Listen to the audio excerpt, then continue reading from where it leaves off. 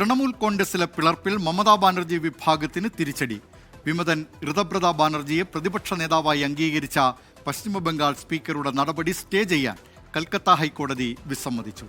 Case 3 ആഴ്ചയ്ക്ക് ശേഷം വീണ്ടും പരിഗണിക്കും. വിവരങ്ങളുമായി ഡൽഹിയിൽ നിന്ന് അർജുൻ പീതാംബരൻ ചേരുന്നു. അർജുൻ, തൃണമൂൽ കോൺഗ്രസിന് മമതാ ബാനർജിക്ക് വലിയ തിരിച്ചടിയാണ്. മാത്രമല്ല, ഋതബ്രത ബാനർജി പറയുന്നത് ഔദ്യോഗിക തൃണമൂൽ കോൺഗ്രസ് തങ്ങളാണ് എന്ന നിലയിലേക്ക്, അതിനുള്ള നിയമ നടപടികളിലേക്ക് കടക്കും എന്നാണ് ഋതബ്രത ബാനർജി അവകാശപ്പെടുന്നത്. അതിനിടെയാണ് ഇപ്പോൾ ഹൈക്കോടതിയുടെ ഭാഗത്തു നിന്ന് ഇത്തരത്തിൽ ഒരു ഇടപെടൽ. ആ കേസിൽ സത്വരമായി ഇടപെടുന്നതിനുള്ള വിസമ്മതം ഹൈക്കോടതിയുടെ ഭാഗത്തു നിന്ന് ഉണ്ടായിരിക്കുന്നത്. എന്തൊക്കെയാണ് ഈ വാർത്തയുടെ വിശദാംശങ്ങൾ?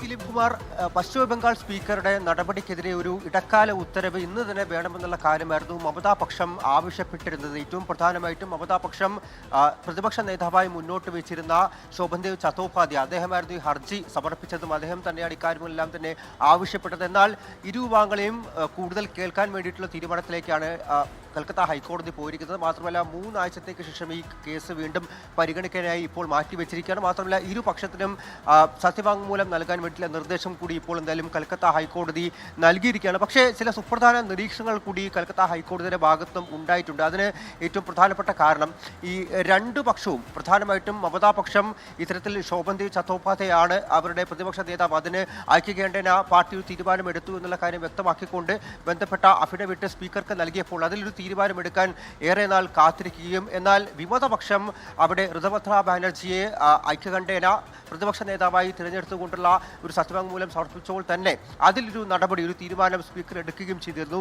അതെന്തുകൊണ്ടാണ് അത്തരത്തിൽ ഉണ്ടായത്?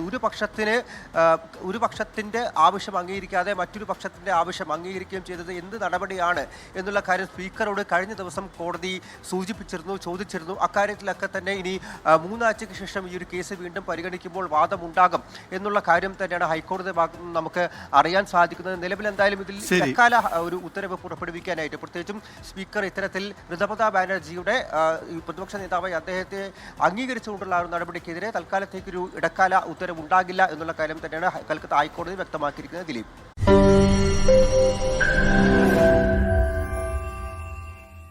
ലോകത്തെവിടെയായാലും ഏത് സമയത്തും 24 വാർത്തകളും ഓഗ്മെന്റഡ് റിയാലിറ്റി പാക്കേജുകളും എക്സ്പ്ലെയിനറുകളും വിശദമായി കാണാൻ ഞങ്ങളുടെ യൂട്യൂബ് ചാനൽ നിങ്ങൾക്ക് സബ്സ്ക്രൈബ് ചെയ്യാം.